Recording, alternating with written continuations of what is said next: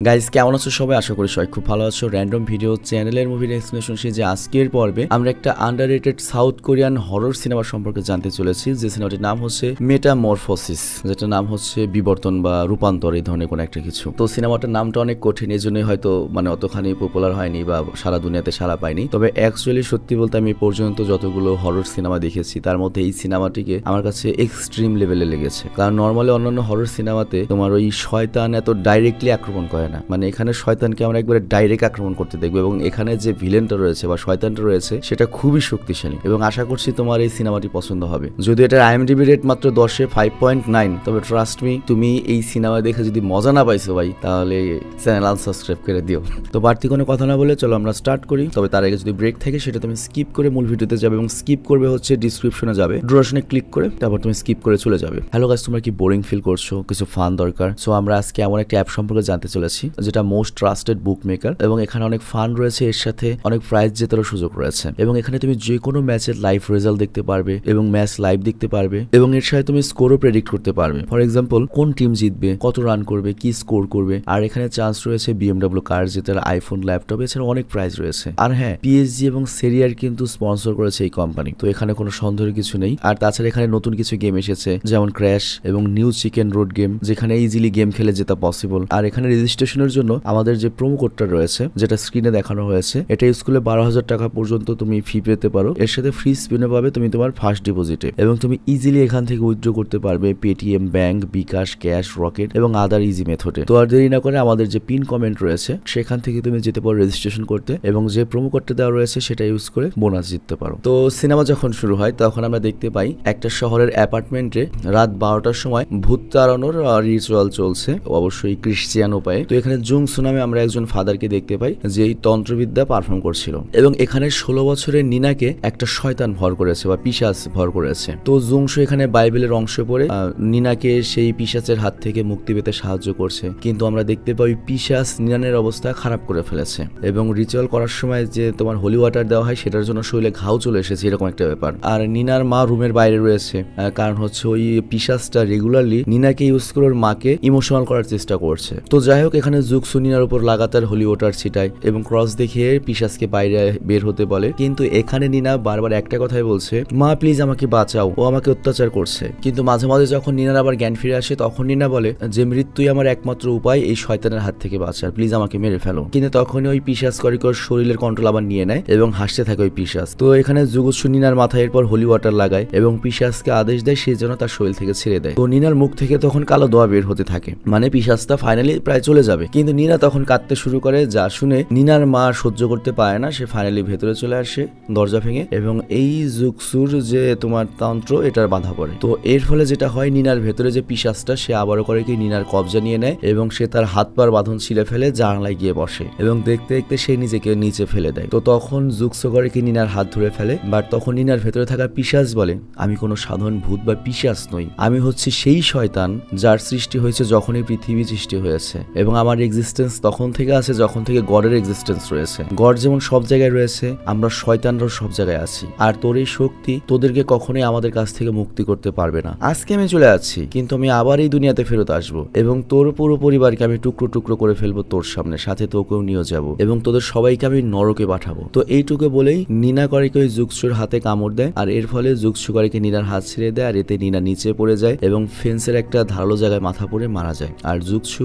অসহায়ের মতো খালি তা দেখতেই থাকে। আর তখনই সামনের গাছে বসে থাকা কিছু কাকগুলো উড়ে যায়, এবং এর মধ্যে একটা কাকের শরীরে শয়তানের আত্মা প্রবেশ করে। তো এরপর কিছুদিন অতিবাহিত হয়, এবং কাং তার পরিবারের সাথে অন্য শহরে শিফট হয়। আর তার কারণ হচ্ছে তার ছোট ভাই জুকসু, যাকে আমরা এক্সোরসিজম পারফর্ম করতে দেখেছিলাম, ওই ফাদারের বড় ভাইয়েরা। তো নিনার যে মারা গিয়েছে, সাংবাদিকরা নিউজ করেছে যে ওই কাঙের জন্য মারা গিয়েছে। তো এইটার পুরো প্রভাব ওই ফ্যামিলির উপর পড়েছে, সমাজে তাদের ঘৃণার মুখোমুখি হতে হয়েছে। মনে করো যে একটা মেয়ের ভিডিও ভাইরাল হলে সমাজের যে এফেক্টটা পড়ে তার পরিবারের, ওরকম। তো এর ফলে ওই ফাদারের যে বড় ভাই, তার স্ত্রী মিনজু এবং তার ছোট মেয়ে যার নাম হচ্ছে হুনা, খুব বেশি রেগে রয়েছে। কিন্তু বড় মেয়ে সুনো তার আঙ্কেলকে অনেক ভালোবাসে, এবং সে তার আঙ্কেলকে বুঝে যে অ্যাকচুয়ালি ভালো করতে গিয়ে খারাপ হয়েছে, তার আঙ্কেলের কোনো দোষ নেই। তো এই কারণে দুই বোনের মধ্যে ঝগড়া হয়ে যায়। তো যাই হোক, ফাইনালি তারা নতুন ঘরে এসে পৌঁছায়, এবং কাং অনেক সস্তায় অকশন থেকে এই ঘরটি কিনেছিল। আর ছোট ছেলে উজন তো নতুন ঘরে এসে অনেক খুশি, কিন্তু মেজো মেয়ে হুনা অনেক রেগে রয়েছে। তো যাই হোক, ওদের ঘরের বাইরে একটা পরিত্যক্ত গাড়ি রয়েছে, এটা হয়তো তাদের প্রতিবেশীর হবে। আর তখন আমরা দেখি হুনা মানে ওই যে মেজো মেয়ে সে কথা বলছিল ফোনে, কিন্তু হঠাৎ করে সামনের ঘরের গেট খুলে যায়, যেন হুনাকে ভেতর আসতে বলছে এই ঘরের। আর অন্যদিকে বড় মেয়ে সুনো করে কি আঙ্কেলের জিনিসপত্র বেসমেন্টে রাখে। তো এরপর রাতে যখন সবাই ঘুমাচ্ছিল তখন ওদের প্রতিবেশীর বাড়ি থেকে খুব বাজে একটা আওয়াজ আসতে থাকে। আর এর ফলে যেটা হয়, মিনজু এবং কাং মানে ওই ফাদারের আর কি মনে করো বড় ভাই এবং বড় ভাইয়ের বউ অনেক ডিস্টার্ব ফিল করে এবং তারা দুজনে ভাবে এত রাতে তাদের অদ্ভুত প্রতিবেশী কি করছে। তো কাং সিদ্ধান্ত নেয় সে সকাল হলেই প্রতিবেশীর সাথে এই ব্যাপারে কথা বলবে। তো পরের দিন কাং যখন অফিসে যাওয়ার জন্য রেডি হতে থাকে তখন তার স্ত্রী এটা ভেবে কুল পায় না যে এত কম দামে এত ভালো একটা বাড়ি জমি সহ তারা কিভাবে পেল। আর অন্যদিকে শহরের একটা চার্চে জুগুৎসু কোন রকমের জীবনযাপন করছে। অ্যাকচুয়ালি সেই এক্সোরসিজমের ব্যর্থতার কারণে সে ভেঙে পড়েছে। আর তখনই তার ভাতিজা উজন তাকে কল করে আর সে তার আঙ্কেলকে বলে যে তারা নতুন বাড়িতে শিফট হয়েছে। তো উজনও তার আঙ্কেলকে অনেক ভালোবাসে এবং সে চায় তাদের আঙ্কেল তাদের নতুন বাড়িতে আসুক এবং একসাথে থাকুক। কিন্তু জুগুৎসু মানে ওই ফাদার জানে এখন আর তার ওই বাড়িতে জায়গা নেই। তো যাই হোক, জুগুৎসু এই পাদ্রির কাজ ছাড়তে চায়, বাট তখন সিনিয়র ফাদার তাকে অফার দেয় তুমি এই নিরাশা থেকে বের হও, আমি তোমাকে ইতালির একটা চার্চে পাঠাবো, ওখানে গেলে তোমার ভালো লাগবে। আর এইদিকে আমরা দেখি কাঙের প্রতিবেশী ওদের জানালার সামনে একটা মরা বিড়াল ঝুলিয়ে দেয়, যেটা দেখে হুনা তো অজ্ঞান হয়ে যায়। ওকে ডাক্তারের কাছে নিয়ে যাওয়া হয় মানে মেজো মেয়েকে, এবং কোন একটা অজানা কারণে হুনার জ্বর চলে আসে। আর তারপর যখন কাং বাড়িতে আসে সে দেখে তার অদ্ভুত প্রতিবেশীর যে ওই টেম্পোটা ছিল সেটা রাস্তার মাঝখানে পার্ক করা এবং ছোট ছেলের যে প্রিয় চেয়ারটি ছিল সেটাও ভেঙে দিয়েছে। তোর কাং তখন রেগে যায় এবং জিজ্ঞাসাবাদ করার জন্য প্রতিবেশীর বাড়িতে যায়। আর সেখানে গিয়েও সে অনেক পশু পাখির কঙ্কাল এবং পাথরে খোদাই করা শয়তানের মূর্তি দেখতে পায়। আর তারপর সে যখন ঘরে প্রবেশ করে সে ছাদে অনেক পশু পাখির মরা দেহ ঝুলে থাকতে দেখে, যেটা দেখে সে ভয় পায়, শক্ত হয়। আর তখনই তার সামনে ওই অদ্ভুত প্রতিবেশী রোশাং আসে। তো কাং তাকে দেখে একটু ভরকিয়ে গেল, তাকে উল্টো ভয় দেখায় যে রাতে কিন্তু ডিস্টার্ব করবেন না, তাহলে কিন্তু পুলিশে মামলা করব। কিন্তু মধ্যরাতে রোশাং এর বাড়ি থেকে আবারও সেই মেশিনের শব্দ আসতে থাকে, যার ফলে পুরো পরিবারের ঘুম আবারও ভেঙে যায়। তো এরপর কাং করে কি পুলিশে কমপ্লেন করে এবং পুলিশকে বলে রোশাং তাদের বাড়ির সামনে পশু মেরে ঝুলিয়ে দেয় এবং বাড়ির ভেতরে অনেক পশু পাখির জীবজন্তু রয়েছে। তো পুলিশ এরপর রোশাং এর বাড়িতে প্রবেশ করলে সবকিছু পরিচ্ছন্ন দেখতে পায়, যেটা দেখে কাংও হয়রান হয়ে যায় যে এক রাতের মধ্যে এটা কিভাবে পসিবল। আর এদিকে দেখা যায় ড্রয়িং এ একটা মেশিন লাগানো রয়েছে আর এটার আওয়াজই মূলত তাদেরকে ডিস্টার্ব করছিল। তো এখানে পুলিশ রোশাংকে ওয়ার্নিং দেয় সে যেন এই কাজগুলো রাতে না করে এবং প্রতিবেশীদের ডিস্টার্ব না করে। আর পুলিশ যাওয়ার পর আমরা রোশাংয়ের বাড়ির ছাদে এক দল কাক দেখতে পাই। আর অন্যদিকে চার্চে জুং সুকারিকে হোলি বুক পড়তে থাকে, কিন্তু হঠাৎ করেই দমকা বাতাসে ওর বইয়ের পৃষ্ঠা উল্টাতে থাকে এবং সেখানে রাখা ক্রসটা নিচে পড়ে যায় এবং হঠাৎ করেই ছাদের উপর থেকে রক্ত পড়তে শুরু করে। আর জুৎসু উপরে তাকালে সেই শয়তানটিকে দেখতে পায় আর সে জুৎসুকে বলে তুই আমার সাথে টক্কর দিয়েছিস না, এটার পরিণতি ভোগার জন্য রেডি হয়ে থাক। কিন্তু তখনই জুৎসুর ঘুম ভেঙে যায় এবং এটা একটা স্বপ্ন ছিল সে বুঝতে পারে। আর এর সাথে জুৎসু এটাও বুঝতে পারে সামনে ভয়ানক একটা কিছু ঘটতে চলেছে। আর অন্যদিকে রাতে ওদের ঘরের সামনে অনেক কালো কাক জড়ো হয় আর ভেতরে যখন হুনা ঘুমাচ্ছিল কেউ ওর কম্বল ধরে টান দেয়। তো হুনা মনে করে হয়তো ওর ছোট ভাই উজান দুষ্টুমি করেছে, কিন্তু সে চোখ খুললে তার বেডের কাছে ওর বাবাকে দাঁড়িয়ে থাকতে দেখে এবং এমন ভাবে তাকিয়ে রয়েছে এটা দেখে তো অবাক হয়ে যায় এবং ওর বাবার শৈলের দিকে তাকিয়ে বলে বাহ আমার মেয়ে তো বড় হয়ে গিয়েছে। তো নিজের বাবার চোখে এরকম লালসা দেখে হুনা তো অনেক ঘাবড়ে যায়, সিরিয়াসলি চিন্তা করে কেমন লাগা উচিত। আর পরের দিন সকালে আমরা দেখি মিনজুকে ব্রেকফাস্ট বানাতে মানে ওই ফাদারের ভাবিকে, কিন্তু তার কাজকর্ম মেশিনের মতো, যা দেখে পরিবারের বাকি সদস্যরা অবাক হয়ে যায়। কিন্তু আবার এদিকে বাবাকে দেখে মিজুমের গত রাতের ঘটনা মনে পড়ে এবং সে রেগে টেবিল থেকে উঠে যায়। আর এরপর মিনজু ব্রেকফাস্টটা সার্ভ করলে ওজন বলে খাবারের লবণ অনেক বেশি। তো মিনজু তখন করে কি পশুর মতো খাবারগুলো তার মুখে ঢুকিয়ে নেয় এবং বলে লবণের পরিমাণ তো ঠিক আছে, কিন্তু তারপরে ওজান খায় না। তো সে রেগে যায় এবং ওজানকে খারাপ গালি দিতে থাকে এবং মিনজুর ব্যবহার মায়ের ব্যবহারে সবাই অবাক হয়ে যায়। আর অন্যদিকে চার্জে ফাদার করে কি জুংসুকে বলে যে ইতালির চার্জে দেওয়া তোমার অ্যাপ্লিকেশন মঞ্জুর হয়েছে, আগামীকাল রাতের প্লেনেই তুমি ইতালি চলে যাচ্ছ। তো এই খবর শুনে ফাদার জুংসু অনেক খুশি হয় এবং ফাদার তখন করে কি নিনার লকেটটা জুংসুকে দেয় যে নিনার মা তোমার জন্য এটা পাঠিয়েছে এবং নিনার মা তোমাকে ক্ষমা করে দিয়েছে, মানে সিনেমার প্রথমে যে মেয়েটা মারা গেল আর কি। কিন্তু জুংসুর জন্য এই ঘটনাটা ভোলা অনেক কঠিন, কারণ সে একটা নিষ্পাপ মেয়েকে তার ক্ষমতা দিয়ে বাঁচাতে পারেনি। আর এদিকে কাং রাতে বাড়িতে আসলে দেখে তার ওয়াইফ একদম নর্মাল আর সে তাকে সকলের ঘটনা জিজ্ঞাসা করলে তার ওয়াইফ বলে আমি তো ভোর হতে আমার বান্ধবীর বাড়িতে গিয়েছিলাম, আসতে আসতে এসেছি হচ্ছে 10:30টায়। তবে কাং এই কথা গুরুত্ব দেয় না, ইগনোর করে যে হয়তো আগের রাতে মালটাল খেয়ে শুয়েছিল আর কি। তো যাই হোক রাত 11:30টার আশেপাশে শুনো বাথরুমে গোসল করছিল মানে বড় মেয়ে, আর তখনই সেখানে মেজু মেয়ে আসে হুনা এবং বড় মেয়েকে বলে তুমি যদি তোমার ভাই বোনকে পছন্দ না করে তাহলে ওদেরকে মেরে ফেলো। তো এই কথা শুনে শুনো শক্ট হয়ে যায় এবং গোসল শেষে ছোট বোনের রুমে গিয়ে তাকে জিজ্ঞাসা করে তুমি এইভাবে এই কথা কেন আমাকে বললে। তখন মেজু বোন বলে আমি তো 2 ঘন্টা ধরে ঘরেই ছিলাম এবং উল্টো ওর বাবার কথা বলে যে আমার বাবা গত মাঝরাতে আমার কাছে এসেছিল এবং আমার দেহের দিকে নোংরা দৃষ্টিতে তাকিয়েছিল, কিন্তু বড় মেয়েটা বিশ্বাস করে না। আর মেজু মেয়ে তখন আরো বলে সকালে তো মাও অদ্ভুত ব্যবহার করেছে, তুমি খেয়াল করেনি, আমার তো মনে হচ্ছে সবকিছু বাড়ির জন্য ঘটছে। আর তখনই দেখি আমরা বাবা কাং ওই রুমে প্রবেশ করে এবং ওদেরকে বাজে বাজে গালি দিতে থাকে, সাথে একটা কাটারও নিয়ে আসে। পরে মেজু মেয়েকে মারতে গেলে বড় মেয়ে করে কি ধাক্কা দেয় আর তারা দুজনের রুমের বাইরে গেলে ওরা সামনে আবারও কাংকে দেখতে পায়, মানে মানে বাবাকে। এবং কাং এবার করে কি বড় মেয়েকে তুলে ফেলে দেয়, আর এর ফলে বড় মেয়ে অজ্ঞান হয়ে যায়, যা দেখে মেজো মেয়ে কিচেনে লুকিয়ে যায় আর সেখানেই লুকিয়ে থাকে। কিন্তু বাবা তখন খুঁজতে খুঁজতে কিচেনেও আসে এবং টুল বক্স থেকে একটা হাতুড়ি নেয়। আর এরপর যখনই মাত্রই জ্ঞান ফেরা সুনোকে মারতে যাবে বড় মেয়েকে, তখনই মেজো মেয়ে চিল্লিয়ে তাকে থামায় এবং তার মাথায় প্যান মারে, কিন্তু এতে কাঙের কিছুই হয় না। আর এরপর সে যখন মেজো মেয়েকে মারতে যায় তখনই নিচ থেকে দরজার ওপাশ থেকে আসল বাবার আওয়াজ আসে, যা শুনে তো দুই মেয়ে সারপ্রাইজড হয়ে যায় যে ওদের বাবা যদি নিচের বেডরুমে থাকে তাহলে এটা কি। আর তখনই ওদের এই বাবা করে কি একটা রুমে ঢুকে যায়, আর নিচ থেকে তখন আসল কাং মানে আসল বাবা চলে আসে, যাকে দেখো এবার করে কি তোমার ওই দুই মেয়ে ভয় পেয়ে কাঁপতে থাকে। কিন্তু কাং তখন নিচে থাকা পরে হাতুড়ি হাতে নেয় এবং দরজায় হাতুড়ি চিহ্ন দেখে ভাবে দুই বোনের মধ্যে ঝগড়া হয়েছে। কিন্তু তখনই রুমের মধ্যে আসে হচ্ছে ওদের মা মিনজু, এবং সে নিচে পড়ে থেকে হাতুড়ি উঠায় এবং হাতুড়ি দিয়ে এবার সে কাংকে মারতে যায়, মানে হাজবেন্ডকে। তো এই কাণ্ড দেখে কাং সারপ্রাইজড হয়ে যায় এবং নিজেকে মিনজুর হাত থেকে বাঁচিয়ে থাকে। কিন্তু এরপর সে যখন মিজুমের মাথায় আঘাত করতে যায় তখন কাং করে কি হাত দিয়ে আটকায়, আর এরপর কাংকে আহত করে মিনজু করে কি আরেক রুমের ভেতর ঢুকে যায়। আর তারপর নিচ থেকে আসল মিনজু আসে এবং এই মিনজুকে দেখে এবার সবাই ভয় পেয়ে যায় এবং অবাক হয়ে যায়। আর তারপর যখন ওই রুমের দরজা খোলে, যে রুমের ভেতরে মিনজু এবং কাং একটু আগে গিয়েছে, ওই রুমে কেউই ছিল না। তো কাং তখন বুঝতে পারে এই বাড়িতে বড় ধরনের ঘটনা রয়েছে, বড় ধরনের ঘাপলা রয়েছে। তো পরের দিন আমরা দেখতে পাই চার্চের স্টুডেন্টদের ক্লাস চলছিল, যেখানে ফাদার তার এক্সোরসিজমের এক্সপিরিয়েন্স শেয়ার করছিল, যে কিভাবে একটা মেয়েকে শয়তানের হাত থেকে সে মুক্তি দিয়েছিল। এবং ওই জায়গাতে জুক্সু তার অ্যাসিস্ট্যান্ট ছিল এবং জুক্সু এখানে স্টুডেন্টদেরকে বলে যারা ইমোশনালি দুর্বল হয়ে থাকে শয়তান তাদেরকেই টার্গেট করে থাকে এবং তাদের শরীরে বাসা বাঁধে, আর তারপর ওই মানুষটার মৃত্যু হয়। এটা কিন্তু বাস্তব কথা। তুমি যদি অনেক মানসিকভাবে স্ট্রং হয়ে থাকো, কালো জাদু জিন তোমার কিছু করতে পারবে না। মানসিকভাবে দুর্বল যারা অপেক্ষাকৃত তারাই কালো জাদু বা ওই জিনের খপ্পরে পড়ে আর কি। এবং এখানে আরো বলা হয় শয়তান এক শরীর থেকে অন্য শরীরে ট্রাভেল করতে পারে। আর এরপর ক্লাসের শেষে জুগুৎসু তার বড় ভাতিজি সুনোর কল পায় এবং সুনো এখানে কল করে বলে আমাদের নতুন ঘরে অদ্ভুত ঘটনা ঘটছে, চাচা তোমাকে সাহায্য করতে হবে, আমাদের সাহায্য দরকার। আর এখানে কাঙল জুগসুকে বলে তোর সাহায্য আমাদের অনেক দরকার, আমাদের অবস্থা খুবই খারাপ। কিন্তু জুগসুকে বলে যে আমি তো কিছুই করতে পারবো না, কারণ আজকে আমি কোরিয়া ছেড়ে ইতালি চলে যাব। তো জুগসুর এই কথা শুনে ভাবি অনেক রেগে যায় মিনজু। কিন্তু কাং তখন বলে হ্যাঁ এখন রাগো তুমি, ও যখন আমাদের সাথে থাকতো তুমি ওর সাথে বেদবের মতো আচরণ করেছো, আমার ভাইকে তুমি সহ্য করতে পারো না, আর এখন তুমি অধিকার ফলাচ্ছ। কিন্তু তখন মেজুমে উল্টোর বাপকে বলে কেন আঙ্কেলের জন্য তো সমাজে আমাদের অপমানিত হতে হয়েছে, এমন অবস্থায় মা আর কি করবে। আর তারপর মিনজু মানে মাও বাবাকে বলা শুরু করে ওর আমাদের সাহায্য করতেই হবে, করবে না বললেই হলো। আর তারপর কাং বলে আমার আপন ভাই আমার বাড়িতে থেকেছে, সেটার ভাড়া তুমি নিয়েছো, খাবারের খরচ তুমি নিয়েছো, আর এখন বেশরমের মতো অধিকারের কথা বলছো তুমি সাহায্য চাওয়ার জন্য। কিন্তু এগুলো শুনে পার্সোনালি করে কি বড় ভাতিজি জংশুকে অনুরোধ করে যে বিশ্বাস করো চাচ্ছ আমাদের ঘরে বড় ধরনের একটা ঝামেলা রয়েছে, যে আমাদের রূপ নিয়ে ঘুরে বেড়াচ্ছে এবং আমাদেরকে শেষ করে দিতে চায়। তো আর এদিকে আমরা দেখি জুগসু ইতালি যাওয়ার জন্য ব্যাগ ট্যাগ প্যাক করেছে, আর তখনই সে নিনার লকেট দেখতে পায় যা তাকে তার কর্তব্য মনে করিয়ে দেয়। আর এইদিকে মিনজু ঘর ছেড়ে চলে যেতে নিলে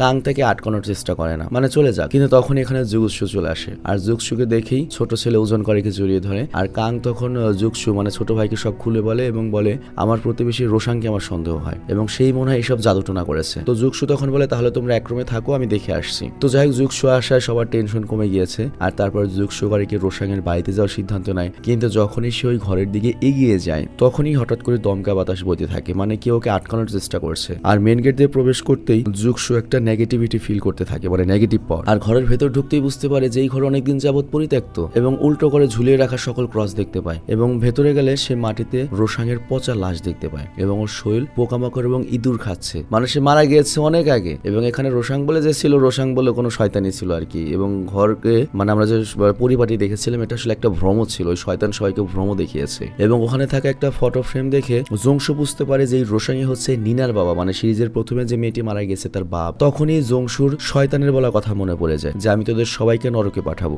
যেখানে পোকামাকড় ইঁদুর তোদের দেহ খাবে। এবং জংশু এখানে বুঝতে পারে রোশাংকে হয়তো তার স্ত্রীর রূপে শয়তান এসে তাকে মেরে ফেলেছে, আর এখন শয়তান রোশাংয়ের রূপ নিয়েছে। তো যাই হোক এরপর রাত হতে সবাই লিভিং রুমে ঘুমিয়ে পড়ে। আর রাতে উজনের পেশাব আসলে সে একাই পেশাব করতে যায়। আর এই সুযোগে শয়তান করে কি তার রূপ নিয়ে ছুরি হাতে জংশুকে মারতে লাগে, কিন্তু মারে না। কিন্তু সে চলে যেতেই জংশুর চোখ খোলে। এবং এরপর আমরা এদিকে ফিলিপাইনের ম্যানিলা শহরের একটা চার্চ দেখতে পাই যেখানে বাল্টেজের বিশপরা রয়েছে। তো জংশু তাকে কল করে সব ঘটনা বলে এবং পুরো ঘটনা যখন বলা হয় তখন ওই বাল্টাজের যে অন্য সব বিশপ ছিল বা বড় লেভেলের ফাদার বিভিন্ন কমিউনিটির, তারা সবাই করে কি নিজেদের পার্ট নিতে যে হ্যাঁ আমি ওইটা করতে পারি, এইটা ওইটা ওইটা। তো এটা শুনে মেন যে লোকটা মানে জংশুর উস্তাদ তার এটা ভালো লাগে না, সে বুঝতে পারে যা করে আমার একাই করতে হবে। আর অন্যদিকে জংশু কাংকে বলে সেই বাড়িতে সিসি ক্যামেরা লাগিয়েছে এবং জানতে পেরেছে যে এই শয়তান এই বাড়িতেই রয়েছে এবং সে গতকাল ওজনের রূপ নিয়েছিল এবং আমাদের খুব দ্রুত এক্সোরসিজম করতে হবে। কিন্তু ওই এক্সোরসিজমটা আমি করব না, আমার গুরু করবেন। তো জুগসু বলে যে আমার হোলি জিনিসগুলো যেগুলোতে আমি এক্সোরসিজম করব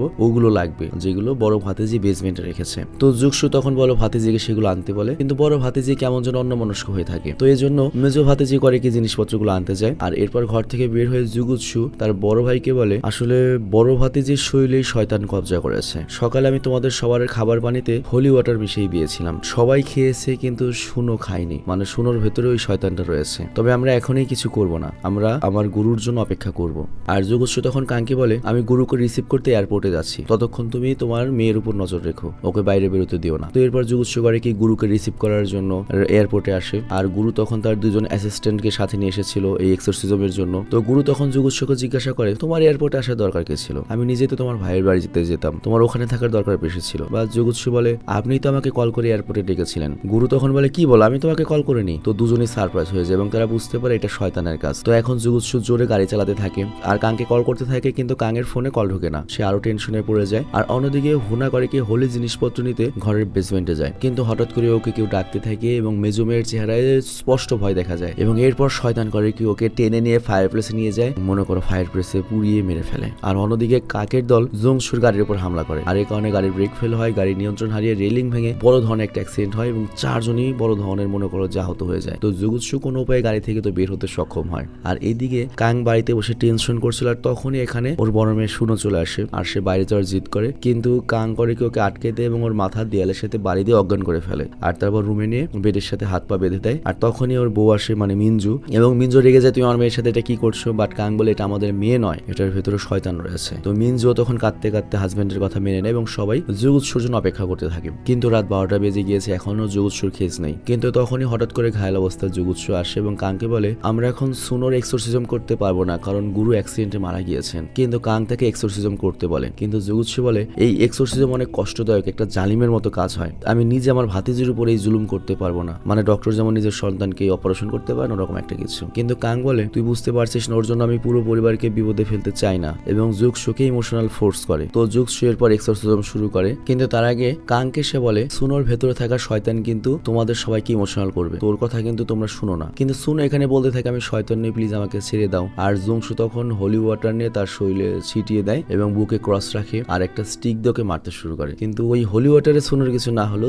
ওই লাঠির বাড়ি তোর কষ্ট পেতে থাকে। তো সুনো ব্যথায় চিৎকার করতে থাকে, বলতে থাকে, আমি শয়তান নই, আমি সুস্থ আছি, প্লিজ আমাকে মেরো না। কিন্তু জুগসু কোনো কথাই শুনতে রাজি নয়। আর এদিকে নিজের মেয়ের কান্না দেখে কাংয়ের মনো দুর্বল হয়, কিন্তু সে তার মনকে শক্ত করে। আর অন্যদিকে অ্যাক্সিডেন্টের জায়গায় রেস্কিউ টিম গুরুকে উদ্ধার করে। আর তখনই আমরা দূরে পড়ে থাকা জুগসুকে দেখতে পাই। তো জুগসু যদি এখানে থাকে তাহলে বাড়ি থেকে, আর এইদিকে বাড়িতে তো শুনোর অবস্থা খারাপ। আর এটা দেখে মিনজো তখন শুনোকে ছাড়াতে গেলে কাং স্বয়ং, মানে সে তার স্ত্রীকে আটকায়। তো এতে মিনজো করে কি কাংয়ের উপর হামলা করে। আর তখন কাং করে কি ওর স্ত্রীকে শয়তান মনে করে দেয়ালের সাথে বাড়ি দেয়, স্ত্রীর ভেতরে হয়তো শয়তান ঢুকে এই এক্সোরসিজম আটকাচ্ছে। কিন্তু তখনই দেখা যায় জুগসু রূপে থাকা শয়তান জোরে জোরে হাসতে থাকে, যা দেখে কাং বুঝতে পারে যে ওই শয়তান ওর মেয়ের শরীরে ওই সময় ছিল, এর জন্যই ওই হোলি ওয়াটার খায়নি, মানে সকালে। কিন্তু এরপরে ওর মেয়ের শরীর ছেড়ে এখন কাংয়ের রূপ নিয়ে এসেছে এবং ওর মেয়েকে নিজের হাতে অত্যাচার করছে। তো কাং তখন ওর উপর রেগে হামলা করতে যায়, কিন্তু উল্টো কাংকে সে করে কি দেয়ালে তুলে আছাড় মারে। আর তখন কাং করে কি তার ছোট ছেলেকে বেসমেন্টে পালাতে বলে। আর তারপর নকল ওই জুগসু যখন কাংকে মারতে লাগে, তখন এখানে আসল জুগসু এসে হোলি মন্ত্র পড়া শুরু করে, যার শুনে শয়তানের হাত থেমে যায় এবং ধোয়া হয়ে গায়েব হয়ে যায়। আর তখন কাংয়ের মনে পড়ে উজনের কথা। তো দুজন বেসমেন্টের দিকে ভাগতে থাকে। আর তখন সেখানে লুকিয়ে থাকা উজন তার আপন চাচাকে শয়তান ভেবে ভয় পেতে থাকে।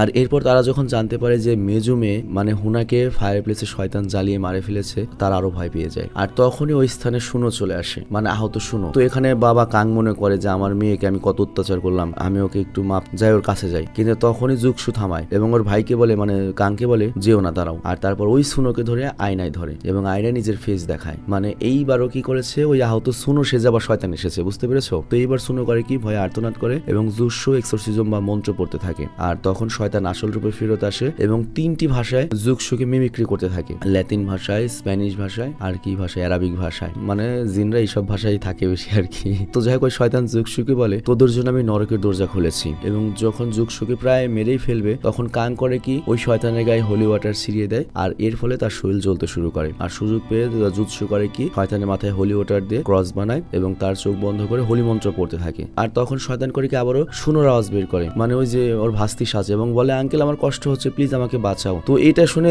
জুৎসু নিজে একজন ফাদার, ওর নিজেই মনে করো যে শয়তানের জালে পা দেয় এবং মন্ত্র পড়া বন্ধ করে, চোখ থেকে হাত সরিয়ে নেয়। আর এই সুযোগে শয়তান জুৎসু জুৎসুকে দূরে ছিটকে ফেলে দেয় আর তারপর কাংকে এক হাতে তুলে বলে, তোরা মানুষ অনেক দুর্বল, তোদের আত্মা আমাকে দিয়ে দে। আর ওই সময় জুৎসু করে কি নিনার লকেটটা হাতে নেয় এবং আবারও মন্ত্র পড়া শুরু করে এবং গডকে ডেকে বলে, গড শয়তানকে সব সময়ের জন্য আমার শরীরে বন্দি করে দাও এবং এরপর আমাকে নরকের গভীর খাদে ফেলে দাও, যাতে এই শয়তানের শক্তি কখনোই আর পৃথিবীতে না আসতে পারে, মানুষের উপর না দেখাতে পারে। তো এই কথা বলাতেই শয়তান কালো ধোয়া হয়ে জুৎসুর শরীরে প্রবেশ করে আর জুৎসু তখন পাশে পড়ে থাকা একটা কাঠের ক্রস ভেঙে কাংকে দেয় এবং বলে, তুমি আমাকে এটা দিয়ে মেরে ফেলো আর আমার মৃত্যুর সাথেই ও আটকা পড়ে যাবে। তো কাংকে নিজের আপন ভাইকে মারতে পারবে, কিন্তু জুৎসু তখন করে কি ক্রস ধরে নিজেই নিজের পেটে ঢুকিয়ে দেয়। আর তখন আমরা দেখতে পাই শয়তানের শরীর বা আত্মা জুৎসুর শরীর থেকে বের হয়ে ক্রসের মধ্যে প্রবেশ করে এবং চিরতরে আটকে যায়। আর জুৎসু এরপর এক নজর কাংয়ের দিকে তাকায় এবং সেখানেই মারা যায়। আর অন্যদিকে আমরা দেখতে পাই ওই ফাদার বা গুরু সে হসপিটালে রয়েছে আর সে যখন জানতে পারে জুৎসু এই ভয়ঙ্কর শয়তানকে আটকাতে নিজের বলিদান করেছে, তখন সে গডের কাছে প্রে করে তাকে স্বর্গে নেওয়ার জন্য। আর এরপর আমরা দেখি কাং ওজনকে উপরে নিয়ে আসে, যেখানে সে মিনজু এবং ঘায়েল শুনোকে দেখতে পায় এবং তারা বুঝতে পারে শয়তান তাদের জীবন থেকে চিরতরে চলে গিয়েছে, কিন্তু তার পরিবর্তে তার মেজুমে এবং তার ভাইকে চিরদিনের মতো নিয়ে গিয়েছে বা তাদের বলিদান হয়ে গিয়েছে। আর এখানেই এই অসাধারণ ধুন্ধুমার সিনেমাটি শেষ হয়ে যায়। আমি বলেছিলাম না যে সিনেমাটা অন্যরকম, আমি আশা করছি তোমাদের ভালো লেগেছে সিনেমাটা এবং তোমরা যদি মনে করো যে এই সিনেমাটা ভালো লেগেছে তাহলে সেম টাইমে আমি কয়েকটা সিনেমা আনতে পারি। আমার কালেকশনে এরকম বেশ কয়েকটা সিনেমা